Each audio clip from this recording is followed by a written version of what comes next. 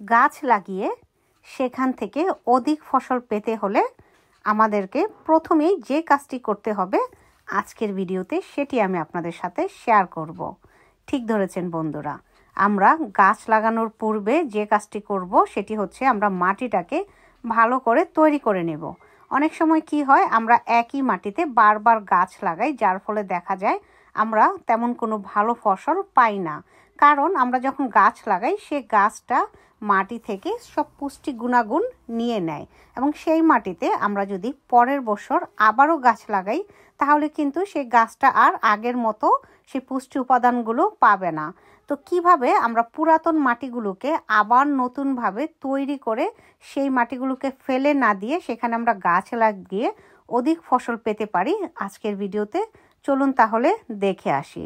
তো বন্ধুরা, সীমার শখ ইকো ব্লগ চ্যানেলে আপনাদেরকে অনেক অনেক শুভেচ্ছা এবং স্বাগতম, আর সবাইকে অসংখ্য ধন্যবাদ যারা এই ভিডিওটা দেখছেন। তো আর বেশি কথা না বাড়িয়ে আমি তাহলে শুরু করে দেব। তো বন্ধুরা, আমরা সামারে গাছপালা লাগাই, তো সামার শুরুর ঠিক 2 মাস পূর্বে থেকেই যদি আমরা এই প্রস্তুতিটা নেই তাহলে কিন্তু আমরা অধিক ফসল পাবো আমাদের গাছগুলো থেকে। আমাদের গাছ নিয়ে আর কোনো কমপ্লেন থাকবে না। গাছ যত ভালোই হোক না কেন, আপনার মাটিটা যদি উর্বর না হয় তাহলে কিন্তু আপনি ভালো ফসল পাবেন না। বন্ধুরা, এই যে দেখুন, এখানে আমি একটা পট নিয়েছি আর এই পটের মধ্যে আছে আমার পুরনো মাটি, কারণ এই মাটিতে আমি গত বছর গাছ লাগিয়েছিলাম। তো এখন আমি এই বছরের জন্য এই মাটিটাকে আবার প্রস্তুত করে নেব। এখন আমি যেটা করছি, সর্বপ্রথম মাটিটা আপনাকে আলগা করে নিতে হবে। সেটা আপনি যে কোনো কিছু দিয়ে আলগা করে নিতে পারেন। আপনি যদি জমিতে গাছ লাগিয়ে থাকেন তাহলে জমির মাটিটাও আপনাকে আলগা করে নিতে হবে। যেহেতু আমি বেশিরভাগ সময় পটেই গাছ লাগাই, তো আমি এই পটের মাটিটা আলগা করে নিলাম। এর মধ্যে আমি দিয়ে দিলাম কিছু ফিশ ব্লাড অ্যান্ড বোন।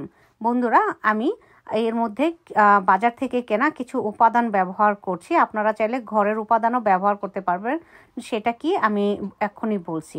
তো এখানে কিছু ফিশ ব্লাড অ্যান্ড বোন দিলাম, আর দিলাম চিকেনের বীজটা। আপনারা যারা হাঁস মুরগি পালন করেন, হাঁস মুরগির যে বীজটাটা আছে সেটা ফেলে না দিয়ে আপনারা যদি আপনাদের মাটিতে মিশিয়ে সেখানে গাছ লাগান, দেখবেন কত ভালো ফসল হয়।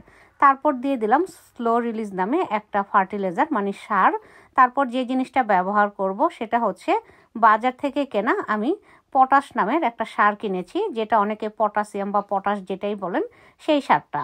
তো এই সবগুলো উপাদান দিয়ে আমি মাটিটাকে মিশিয়ে নেব। এখন আপনারা যদি একদম সম্পূর্ণ বাজার থেকে না কিনে জৈবভাবে করতে চান তাহলে আমি বলবো ঘরের আপনার যত সবজি এবং ফলমূলের খোসা আছে সেগুলোকে মাটিতে আপনারা মিশিয়ে রাখবেন।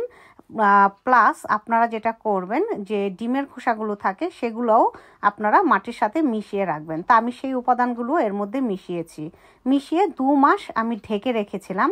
এখন আমার গাছপালা লাগানোর সময়, তো সেখান থেকে আমি কিছু মাটি এনে এই যে দেখুন চারা গাছ লাগিয়ে দিলাম, আর আশা করছি কিছুদিনের মধ্যে আমি এখান থেকে খুব ভালো ফসল পাবো। তো বন্ধুরা, এইভাবে আপনারা পুরাতন মাটিগুলোকে তৈরি করে নেবেন গাছ লাগানোর পূর্বে। আমি আপনাদেরকে বলছি আপনারা ভালো ফসল পাবেন নিশ্চিত।